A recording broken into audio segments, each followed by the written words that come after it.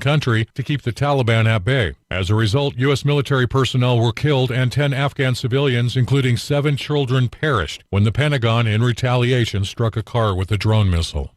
Illinois officials are reporting an Illinois man lost his life this month in the state's first human case of rabies since 1954. The Lake County man in his 80s awoke in mid-August to find a bat on his neck. The bat was captured and tested positive for rabies, but when health officials told the man he needed to start post-exposure rabies treatment, he declined. USA Radio News.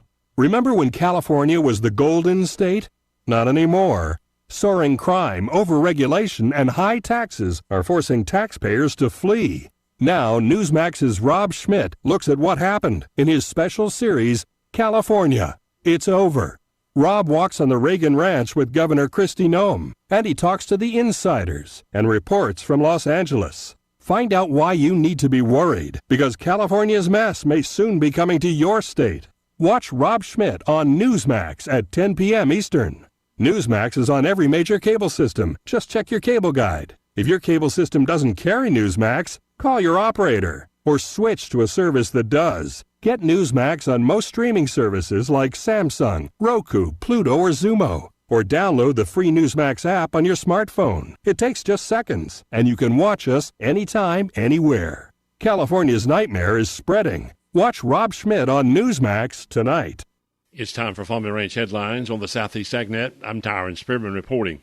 Well, while peanut farmers are in the field harvesting their peanuts, there's still various agricultural hearings in Washington.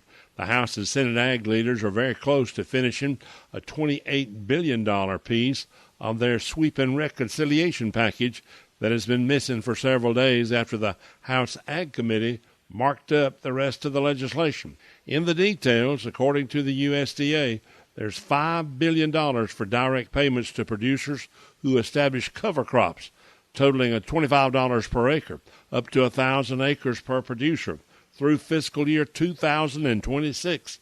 That's a big one for the peanut farmers and cotton farmers. There's also $9 billion for the Environmental Quality Incentives Program, and another $4 billion for conservation stewardship programs, $1.5 billion for the Ag Conservation Easement Program.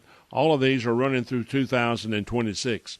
But very important to the discussion as the reconciliation package is being made, and hopefully they'll be voting on the entire package this week. Cooler weather is on the horizon, providing a valuable opportunity to deworm your cattle with Safeguard. When temperatures begin to drop, parasite activity on the pasture declines as they prepare to take a break for the winter. That's the time to clean out those summer and fall parasites with Safeguard so you can feed the cattle and not the worms this winter. Available in blocks, cubes, pellets, or free choice mineral, Safeguard feed formulations are the convenient, labor-saving way to deworm cattle. Remember to consult your veterinarian for assistance in the diagnosis, treatment, and control of parasitism. See label for feeding instructions, meat withhold, and milk discard.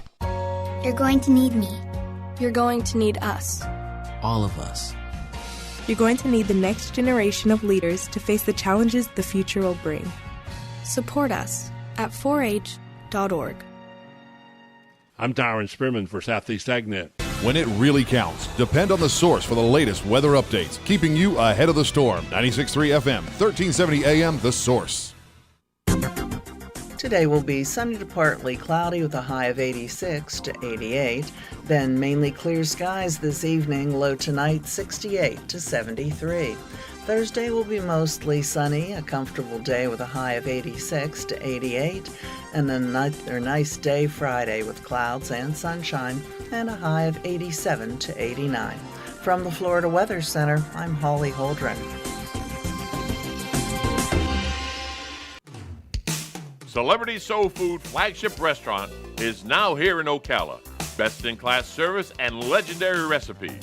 You'll be elevated with a classy design in this 3,800 square foot restaurant with a menu that has scratch-made dishes prepared with a VIP experience for every guest. Located at 2237 Southwest 19th Avenue, right on Easy Street. Celebrity Soul Food. This is food with soul. Hi, this is Jack O'Brien, and I could tell you stories. Like this one. His mother said it took a full 24 hours of agony to birth him, so she named him Tedious. Tedious Jones grew up in the town of Royal off 301, just south of Marion County. His mother Salome DeRoe Evers came to Royal after she married Alonzo Pickett Jones in Jackson, Mississippi. Salome was a cousin to Medgar Evers, and when he was assassinated, she was seated at his funeral next to his lawyer, Thurgood Marshall.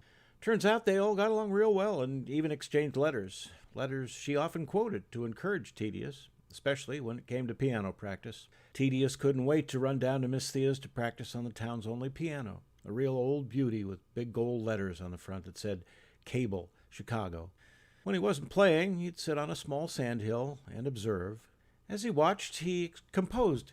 When he wasn't playing, he'd sit on a small sandhill and just observe. As he watched, he composed in his mind a musical description of life in Royal. And when he played, Miss Thea heard and saw it too. She heard the clouds pass over swaying fields of Timothy with the grand and swelling fullness of Art Tatum. She heard the sunlight sparkle through the tops of the live oaks with the perfect rhythm and flow of Billy Strayhorn.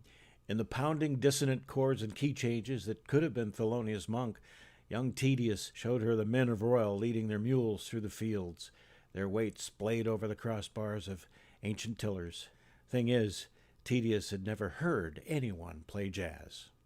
With each practice session there was more new music pouring out of his head, and those who heard him play were convinced that God himself, with tears in his eyes, held that empty score sheet up so Tedious could write upon it.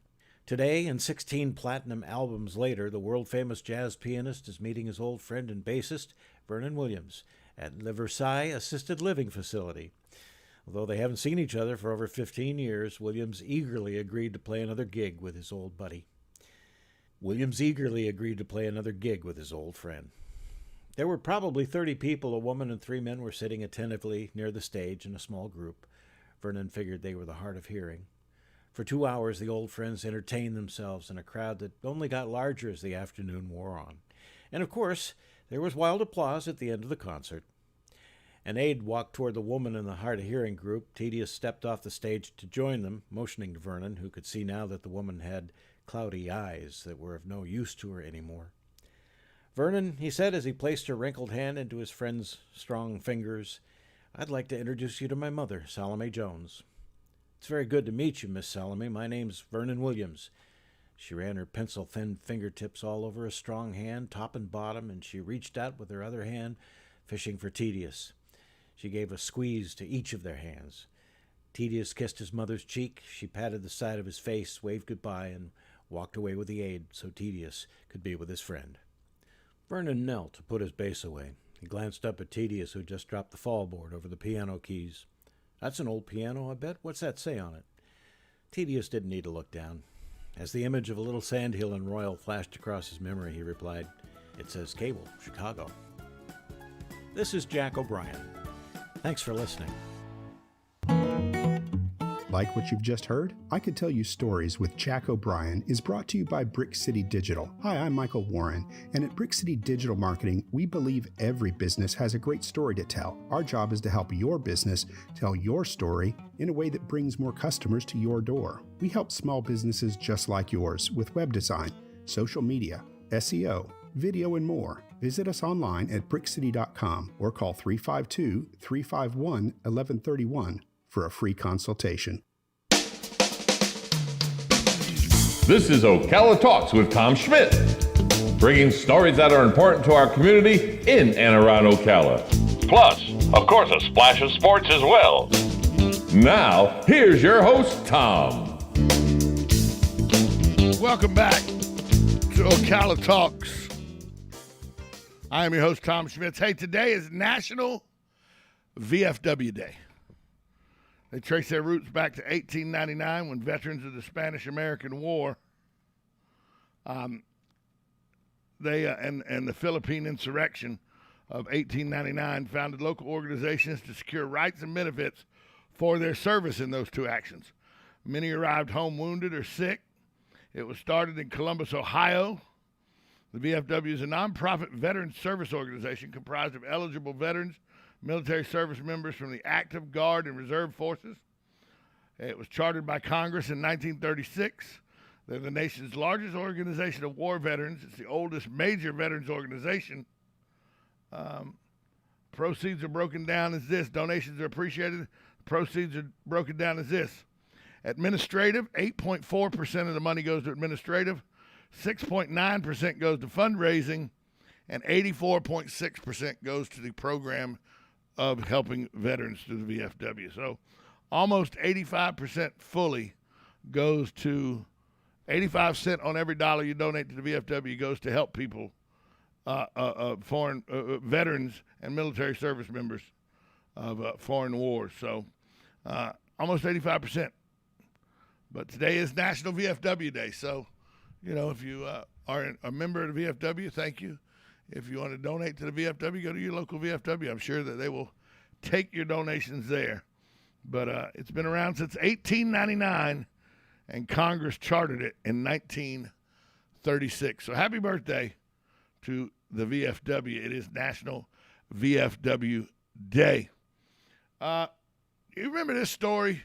I remember it vividly. My mom freaked the heck out when this happened. I was a junior in high school. A sophomore in high school. September 29th of 1982. A young girl got sick in Illinois. She takes an extra-strength Tylenol capsule that had been laced with cyanide poison. She died later that day. She was one of 7 people who took cyanide-injected Tylenol capsules and died. The crime of who laced the Tylenol has never been solved. It inspired other copycat similar crimes. The one good thing to have come from this was the introduction of tamper-proof packaging. Yeah, up until this incident in 1982, you didn't have tamper-proof packaging. This ushered in tamper-proof packaging, and I remember it was something. They finally narrowed it down to one pharmacy in Chicago, where they were all bought. But for a while, the entire nation was on edge. Nobody was taking Tylenol. My mom threw out Tylenol. She, to the day she passed away, never had Tylenol in her house again. She had Excedrin or ibuprofen. She never used Tylenol ever again because of this incident in September 29th of 1982, when the Tylenol capsules laced with cyanide, when that tragedy hit. It only took place in Chicago, but the nation was in the grips of fear for quite a while over this, because you didn't know if it had happened at the factory. You didn't know if it was just an isolated incident in Chicago. You didn't know if it was tainted all over the country. You just didn't know. And the one good thing that came from it was it did usher in tamper-proof packaging. That happened on this day in history, 1982, September 29, 1982, was the Tylenol capsules laced with cyanide tragedy that took place in Illinois. 7 people died that day. 7 people during that time period. 7 people died from taking the cyanide-laced Tylenol. And by the way, never been solved. The case has never been solved. I looked this morning to see if it's still active. It's not a cold case in the Chicago files. According to the Chicago Police Department, it is an active file. So that means there's still people working on it right now. But that happened on this day in history in 1982. We're going to take a break. When we come back, there's some construction going on near the County Road 484 near I-75, 2.2 million square feet of commercial plus apartments and everything. I'll tell you about that next. You're listening to Ocala Talks on 1370 AM, 96.3 FM. This is WOCA, The Source.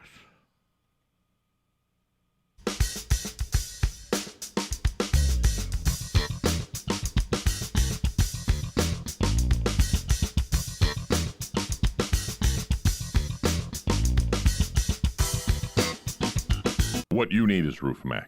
RoofMax is a revolutionary green roofing solution that can save you $10,000 or more by greatly extending the life of your existing roof. Here's how it works. Asphalt roof shingles have essential oils to keep them flexible and waterproof. Over time, this oil dries out, causing your roof to become brittle and slowly break apart. A RoofMax treatment saturates your roof with millions of microbeads, restoring flexibility and continued waterproof protection. It's like a skin moisturizer for asphalt shingles. RoofMax treatments are guaranteed for 5 years, and repeating treatments can extend your roof's life for up to 15 years for a fraction of the cost of replacement. RoofMax uses satellite measurement software to provide a hassle-free, contact-free price quote over the phone in under 5 minutes. No in-person house call required. Get your instant quote by calling 352-639-2777. That's 352-639-2777. Hello, gorgeous. Hi, this is Becky at Hello